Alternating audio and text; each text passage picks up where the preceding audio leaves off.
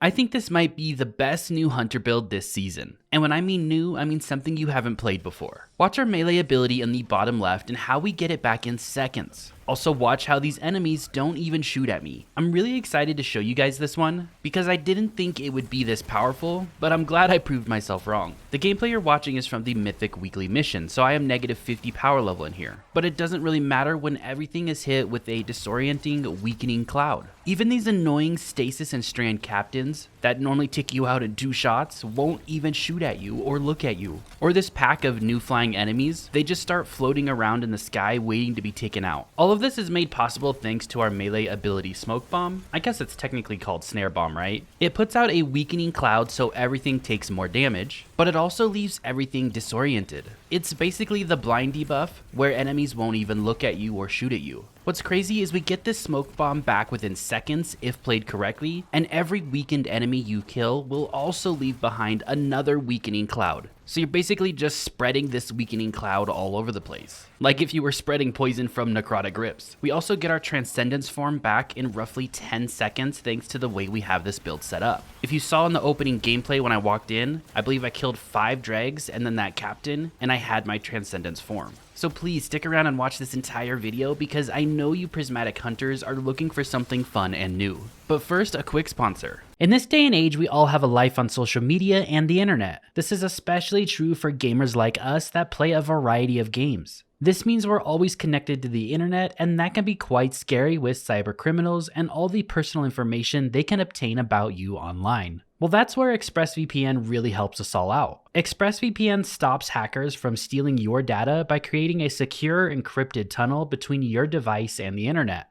It's very easy to use. You just fire up the app and click one button to get protected. And it works on all devices, phones, laptops, tablets, and more. Also, Netflix has a different library of TV and movies in each country. Same for Disney+, Hulu, and much more. So ExpressVPN lets you change your online location. This happens by changing your IP address to any of the 105 countries, and if you do that, that means you can watch thousands of new shows on Netflix and also on the other streaming platforms. So great for all of you that use those different platforms for your streaming entertainment. For me personally, it keeps all my personal information secure while putting out the best YouTube videos I possibly can for you all. So I really urge you guys to stay safe out there and find out how you can get up to 4 months for free by clicking the link in the description below. That's expressvpn.com/plunder. So please stay safe out there, Guardians, and thank you so much to ExpressVPN for sponsoring today's video. Now for your super of choice, we do want something with extra damage reduction. So I would take the Void, Strand, or Stasis super. That way we get either Void Overshields, Woven Mail, or Frost Armor, and it just helps your survivability in there. Make sure to take Gambler's Dodge, so when we dodge anywhere on the field, we will get our melee back. We also take Snare Bomb as that melee ability. We already went over how it weakens and leaves that disorienting cloud over time. And surprisingly, it does decent damage. Targets within the smoke cloud take damage over time, right? Well, I believe this was about 2 seasons ago that this got buffed pretty big, like 50% or maybe even 100%.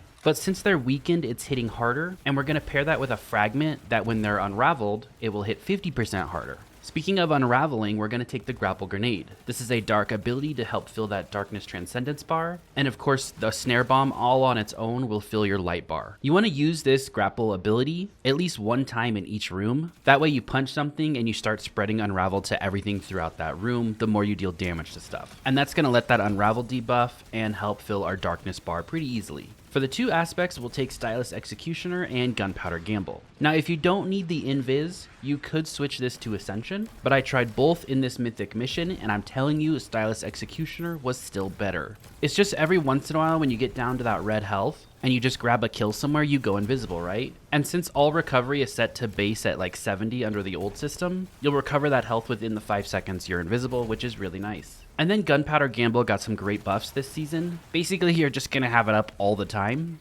And any kills adds to the Gunpowder Gamble now with any weapons. It no longer needs a solar weapon, which is just amazing. And that Gunpowder Gamble is considered a light ability, so we're going to pair that with Facet of Courage. Your Arc, Solar, and Void abilities, so the Gunpowder Gamble Grenade and our Smoke Bomb, deals increased damage to targets afflicted with darkness debuffs, which is our Unravel. This should have got an update this season to do 50% more damage, both our Smoke Bomb and Gunpowder Gamble. I think it might be bugged right now and only doing 20, I believe. But just know that these will get even stronger. And I'm doing this 50 power level under already. For your second fragment, we'll take Facet of Purpose. This is just straight damage reduction based on the super you choose to use. We'll take Facet of Protection, more damage reduction when we're in the thick of things, which as you can see in the gameplay we are. And then Facet of Hope. We get that 60% increase in class ability regen, which we really do want because we want to be able to dodge randomly, just in case we need to get that smoke bomb back. And I actually really like the change about not needing to be close to enemies to dodge and getting that smoke bomb. It's really nice. And then of course, since we're throwing out so many smoke bombs, you definitely want to take Facet of Dawn. Those powered melee hits are going to make you radiant. You're going to be radiant all the time. And that's just an extra 20% damage bonus to your weapons. Now, speaking of weapons, you do want to take a strong strand weapon. This just really helps fill your darkness meter very quickly because the majority of your abilities that you're using in rotation are light abilities, gunpowder gamble and smoke grenade, right? So we need something to help fill the dark side. I was using Barodiad in the gameplay. This thing hits like a truck this season. I praised this weapon last season so much, but it's a seasonal weapon again this season, so it gets the 10% damage buff from the artifact. When we have the radiant buff going all the time, it's hitting 20% harder on top of that. And then you're gonna try to get 100 weapons in your stat. That way it does another 15% damage. And then for your exotic armor piece, that is Khepri's Sting this season. It has the perk Touch of Venom that got reworked. Defeating a weakened target releases a burst of weakening smoke. You can chain this for like 20 seconds straight easily if you just kill one enemy that's weakened and it just keeps chaining it left and right to these groups of enemies. It's pretty cool how this thing works. Basically, it has like the AoE of like necrotic grips, but a little bigger, to put it in perspective.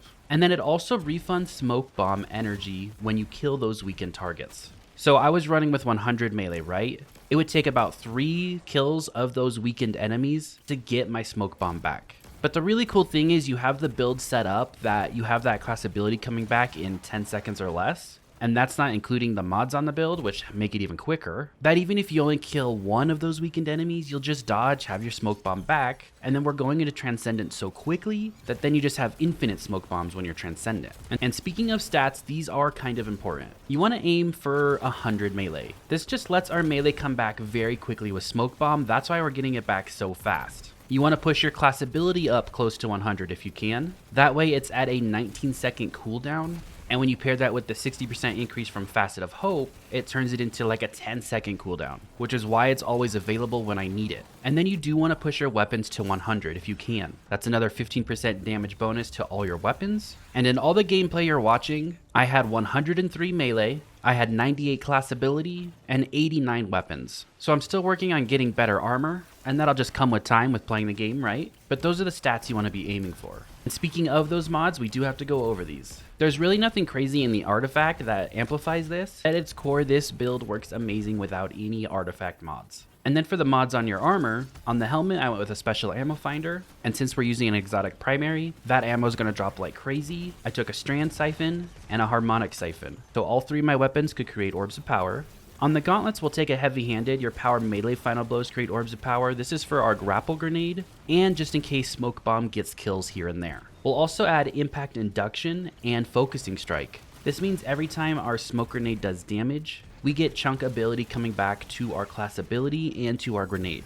That's happening every 7 seconds with a smoke bomb, and we're throwing one every 7 seconds. On the chest piece, just take your damage reduction mods, so match whatever activity you're doing. On the boots, I liked 2 strand weapon surge mods. That allowed my Barodiad to hit 17% harder. When you pair that with the artifact for 10%, with radiant for 20%, with my weapons for 15%, another 17% here, it makes primary weapons feel a lot better when you add that all up. Then on the class item, we'll take time dilation to make those surges last 18 seconds instead of 15. We'll also take a powerful attraction, so when we dodge near orbs of power, it automatically scoops them up for us. Gives us that void overshield. So I hope you guys give this build a try. I never thought the day would come that I'm making a Khepri's Sting build, but here I am, and it worked so much better than I thought it would. I hope you guys enjoy it. Thank you so much for watching. I really appreciate it, and I'll see you guys all in the next video. Have a great rest of your day.